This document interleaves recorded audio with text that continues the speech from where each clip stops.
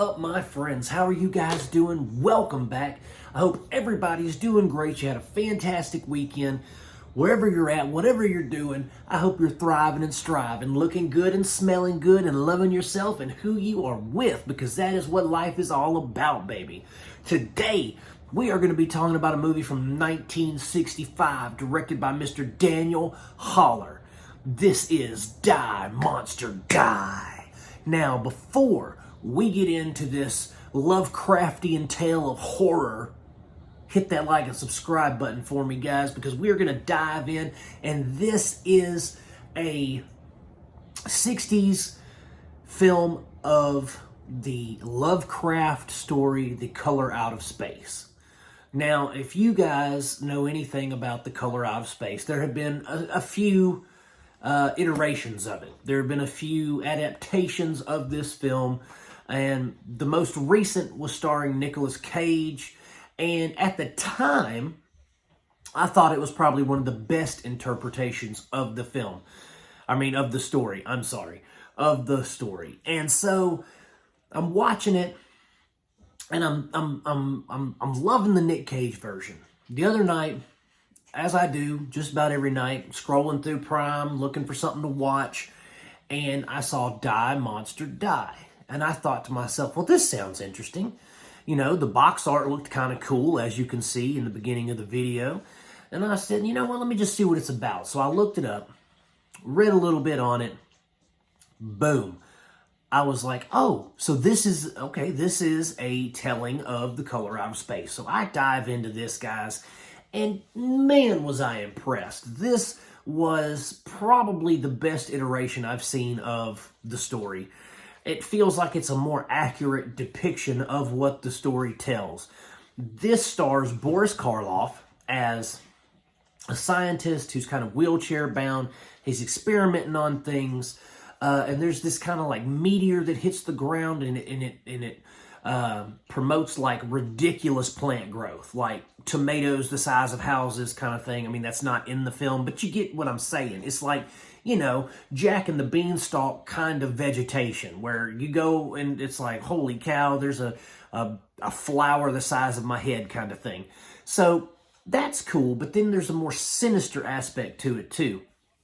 But we have Boris Karloff. I think that Karloff, you know, you guys may know him as Frankenstein, or the voice of the Grinch from the Grinch that we grew up with, right? And so he's considered one of those old, like, legends of horror, right? He's been in plenty of stuff that he could solidify himself as that. But it seems like there was always kind of a rivalry between him and Bela Lugosi. Maybe not necessarily a rivalry, but like a friendly competition. At least that's the way that the media makes it seem, kind of when they're in films together, or when they have films competing with one another at the box office. It always seems like they were kind of like the Sylvester Stallone and Arnold Schwarzenegger kind of rivalry, you know? Like they respected each other, but they were always trying to outdo each other. And in my opinion, personal opinion, Boris Karloff's a better actor than Bela Lugosi. And this is another film that shows that. And actually, this is going to be kind of a Karloff heavy week, if you will, because I've watched a couple of films with Boris Karloff in them, and he's impressed me in both of them. I thought that his magnum opus, or I still think that his magnum opus in acting is Targets, the Bogdanovich film. But this is an excellent, this is just an excellent performance by him in Die, Monster, Die, because he's like I said, the decrepit old scientist. He has the daughter that's also kind of in love with this guy that's come around. And so he's trying to prevent them from doing their thing because he's trying to do his thing with the experiments. Like, it's a very, I don't want to say complex story, but it has layers, you know? So you're watching it, and it's not just that surface level, oh, I'm watching a 60s horror movie. Like, there's really, like, deeper meanings to the story. There's deeper storytelling going on. And that's what I liked about it. I thought it was such a well-crafted version of this story. It feels like it contained more of the actual substance of Lovecraft's story. So I dug that. The special effects were really good for the time. I mean, sure, it's all practical and puppetry and stuff like that, but it looked fantastic. It didn't look hokey or cheesy. Like, everything looked on point for the time. The cinematography was beautiful. I mean, this really was one of those mid-60s stellar horror films that people, would talk about to this day. Obviously, I had never seen Die Monster Die. I didn't even know really what it was about. I had seen it occasionally surfing through things, and I'm glad that I finally, really kind of took it upon myself to see what it was about and realize that it's based off a Lovecraft story and that it has great acting and it has good cinematography.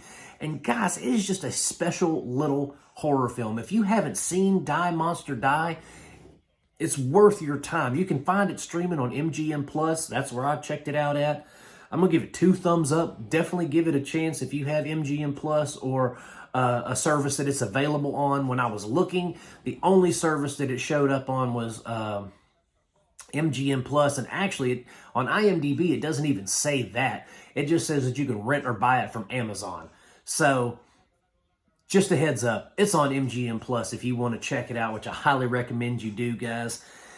Thanks so much for hanging around and talking with me a little bit about Die Monster Die, because it is worth it. It is worth your time, as I said. And as always, guys, I'm going to keep making them as long as you keep watching them. God bless you. Peace out. Hit that like and subscribe button for me, and I'll see you soon.